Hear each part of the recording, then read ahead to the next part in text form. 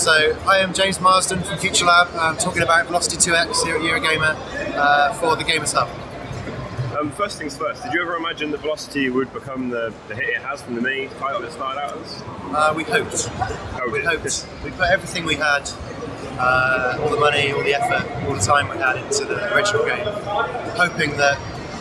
So we knew the mechanics were special. We hoped that it would strike a chord with gamers that enjoy the same kind of things that we do, and we hope that we can grab the attention of Sony, which luckily we have. Yeah, you've been trying for a little while to really do something with Sony, haven't you?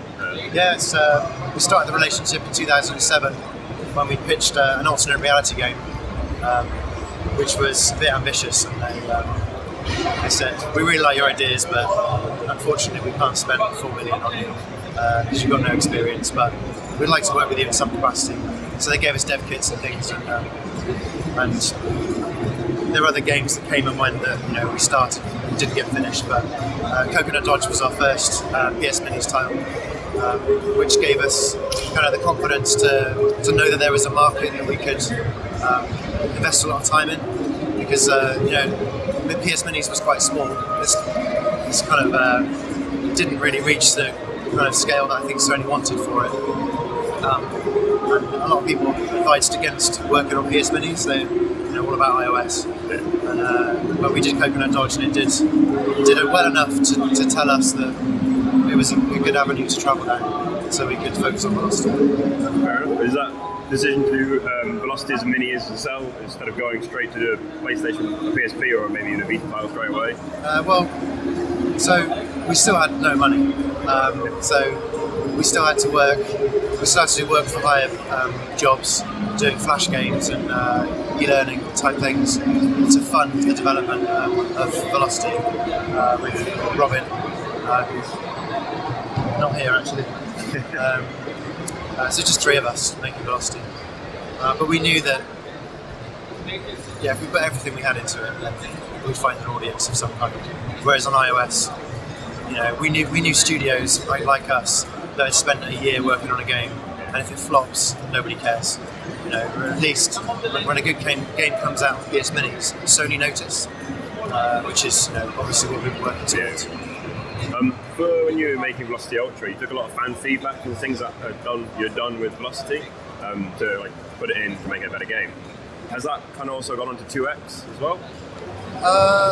In the sense that the things that we've implemented for Ultra have made it into 2X, like touchscreens, teleport, bombs on right stick.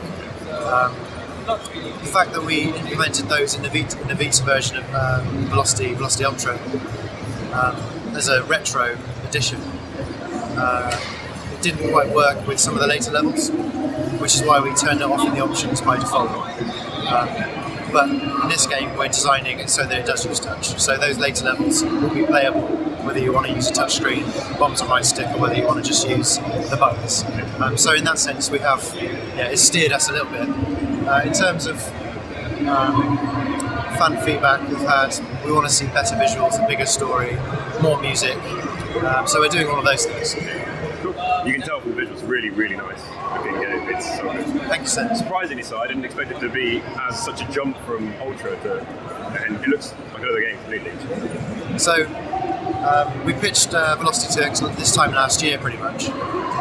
So we've been working on it in the background for almost a year, pre-production, and finding the right staff and the partners to work with. So we've been working with a chap named Andy Yellen, who's got 20 years experience working on AAA, at the cutting edge of AAA. So he was there at the start of the PlayStation 1, and he's been working at that scale all those years. And he worked on building the engine for Velocity 2 long before we started work on Velocity Ultra. So it's been in development, for a while. And it took us a long time to find the right artists that understood what we wanted to do with the art style. It's been in development for a while and behind the scenes.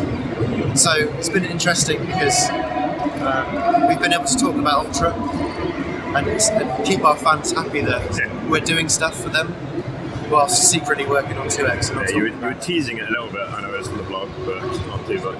Was it a relief to finally be able to announce it and get it out there? It's great to see the good feedback. Yes. you touched upon it earlier about the music side of things. With Velocity, you kind of came up with the basis of the soundtrack, and then Jaws the Man came across, and then Made it amazing. Made it. Who's doing the music this time around? Same. So it's more Joris this time. Around Christmas time, I wrote a new theme. Just sent him a sketch. It took me a couple of days to sketch out. So I sent him that, and he came back with a version of that was scaled up and in the right direction. And we released that about a week ago. It's called Requiem. It's the first track for Velocity 2X, and that sets the tone, the whole soundtrack. But he's kind of responsible for that soundtrack now, and I just give him a little bit of steer here and there, certain sounds, certain things we want to do. And we're aiming for between 10 and 15 tracks this time, and perhaps variations on tracks for different levels, for different environments. So much bigger. In terms of, you've now got the side-scrolling running levels. Is that something you wanted to implement originally in Velocity, or is that a new idea that came along later on in life? So when we had 3 people and no money, we had to decide on something we could make that we could theoretically ship with very little money. The game I really want to make is the one I pitched to Sony in 2007, 4 million quid. But we've got to step up to that slowly. So we didn't think about platforming in the first Velocity. It was just a case of making the most of what we had.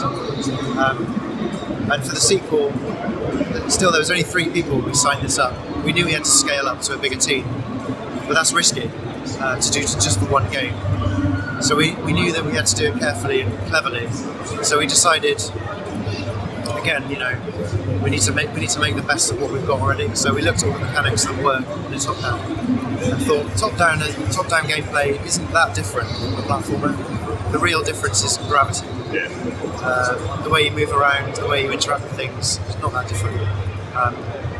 So we thought, well, let's just transfer the mechanics across as a safe way to scale up, scale the team, scale the game, scale the experience, without risking, doing something silly, failing. Which is why it really works, because we knew it would work. And I think that's the way we're going to proceed. We'll look at what we can do safely in the future to go a little bit higher. So hopefully we'll get to make that epic game one day. So you reckon the reason why your games are so tightly focused and really down to the core mechanics is pretty much because you take the idea, the ethos of let's see what we can do with what we have, and then drill down. Absolutely. Again, with the side-scrolling bits, when they were first announced, there was a lot of on the internet and Twitter, some people were kind of hesitant as to will it play like Metroid style. Just from the pictures, it looked like that. But it almost feels like it's deliberately done to feel almost like playing the top-down sections, but as a side-scroller. So I said on Twitter this morning, which annoyed a few people, I think. Kirsty and I have never played Metroid. So, but people are saying it's Metroid on crack, it's Metroid on amphetamine, and we just don't know what Metroid's like. I played Turrican 2 back in the day, which is where you get the 360 shooting from, and that was enough for me to inspire this. And Flashback for the art style and the story, and flinging the telepod, that was in Flashback. They didn't use it very much. So yeah, we're actually not going to play Metroid until we finish this game, because in our developer session yesterday upstairs, we talked about how once we got the mechanics, we just let the mechanics guide us to find interesting gameplay. We don't want to be swayed by what other games are doing. So if we play, and actually when we made Velocity, I hadn't played a top-down shooter or even a scrolling shooter since R-Type. I'd seen bullet hell evolve, the cave games. It just didn't really appeal to me. All you're doing really is shooting and dodging bullets. I didn't even play a Karuga. I should be shot, probably. But it helps you focus on what you've actually got and not care about being swayed about what other people are doing. And I think if I had been playing one of those other games, there's no way I would have made the ship invincible when you hit the walls, because that's just like a staple of those kind of games. But because I hadn't played those games, and when we were making Velocity, the programmer Robin, he made the ship take damage when you hit the walls, and I was like, that's too hard. Yeah. He's like, this is what this genre's about. I was like, it's too hard. Take it out. So yeah, we like to not be swayed about it. I think that's also partly why, even though it does have massive bullet hell influences, it's still very much a puzzle game at the same time. Yeah. It's just seeing what we can do in different directions with those mechanics. Puzzle's just one of those things, and puzzles are never really that difficult. No. They're just they're difficult because you're on a time limit. You're like, I've got to do this quickly, yeah, so it works. Cool. Kind of going back a little bit. In terms of with Velocity Ultra, you had to kind of bring in the leaderboard system, and it worked well, but at the time you were quite aware that you were almost trying to fudge it into working. Have you brought a similar system into 2X, but obviously built from the ground up for it?